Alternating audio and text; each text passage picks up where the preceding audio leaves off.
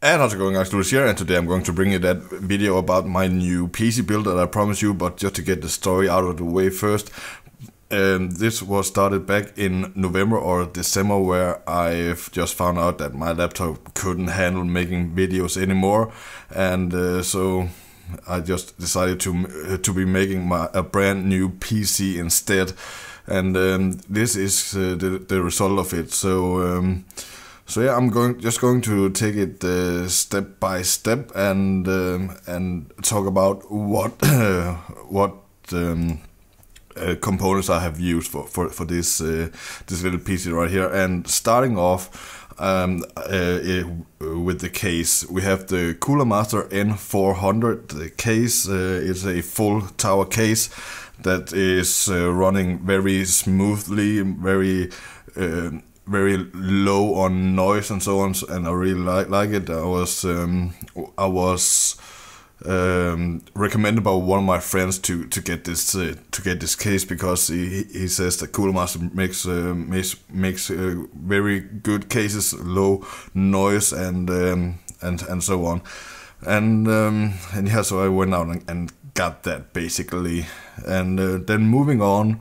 We have the motherboard, which is the Asus Z100 Pro Gaming, which is a high-end, or not high-end, but a good tier motherboard, which can handle DDR4 RAMs, which was one of the things that I really wanted for my PC build, the newest RAM technology, so that I could render videos much faster than with the DDR3 RAMs, and it can handle a bunch of other stuff that I don't really know much about.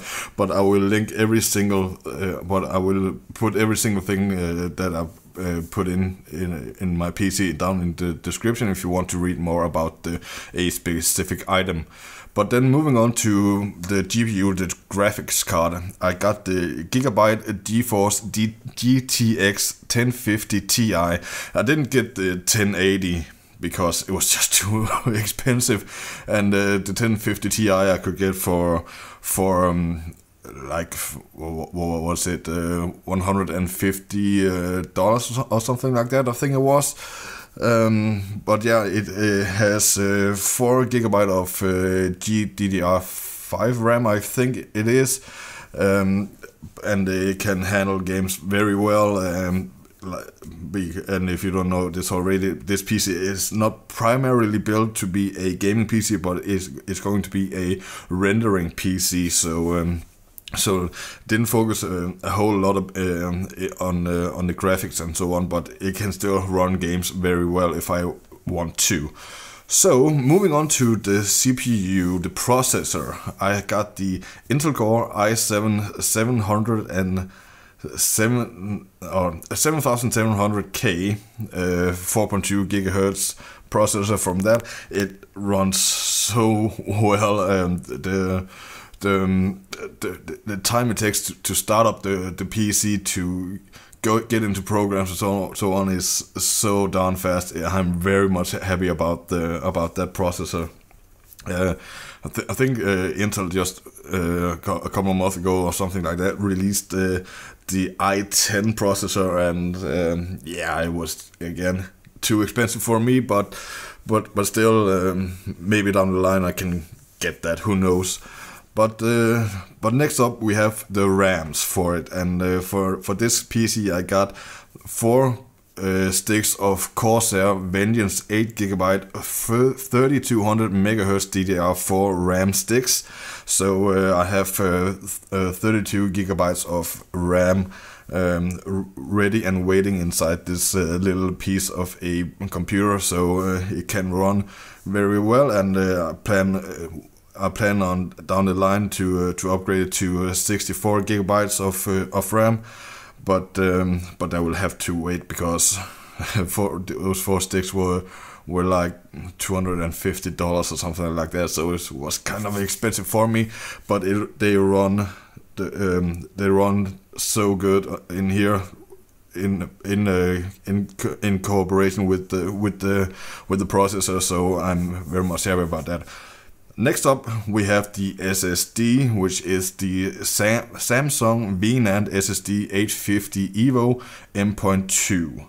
And it has 5 gigabytes of storage space. It's not much, but again, this PC is only for rendering. So as soon as I'm done with the rendering a video, everything will be laid over on an external hard drive, which I have 5 terabytes of. It was kind of cheap to get that, but yeah. This M.2 technology was also something that I was interested in when it got out, and it is so quick. It takes little to no time to get files between maps and so on. So very much happy about that.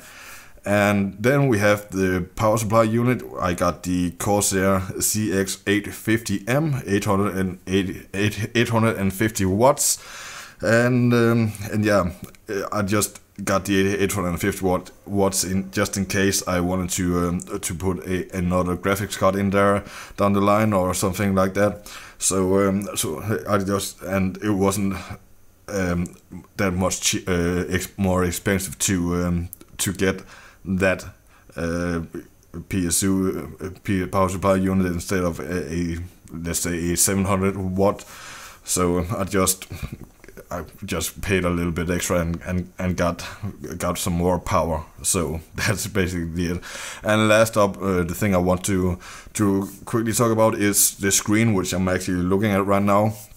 It is the Acer Predator 27-inch XB271H, which has 144 megahertz of refresh rates and or I'm not even sure if it's refresh rate, but it's 144 hertz, and it also have 1 millisecond of refresh rate. I guess that's refresh rate, but yeah, again, not a huge tech geek, but also this screen has the capability of using NVIDIA's G-Sync, and it also has NVIDIA's 3D vision.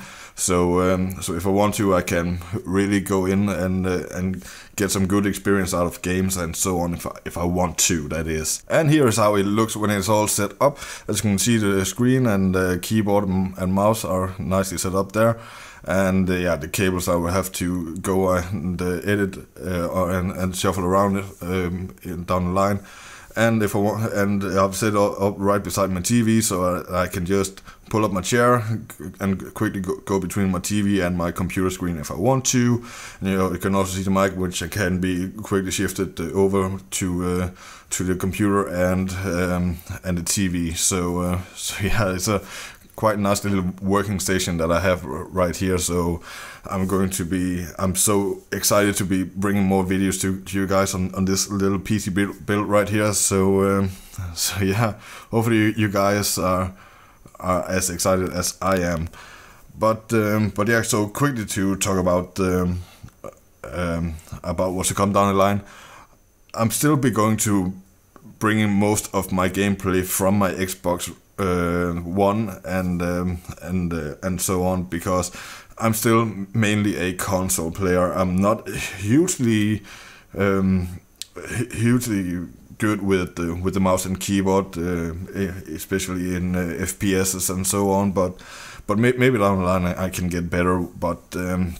But there will also be some games that I will be running off my PC and showing to you guys. Don't know which games it will be yet. Maybe you guys have some suggestions for me. But yeah, this is what I'm working with right now. So yeah, this was a nice little short video right here. So I hope that you guys have enjoyed watching this little video, and if you did, a like is always appreciated, as well as a comment down below. And as always, take care, and I'll see you in my next video.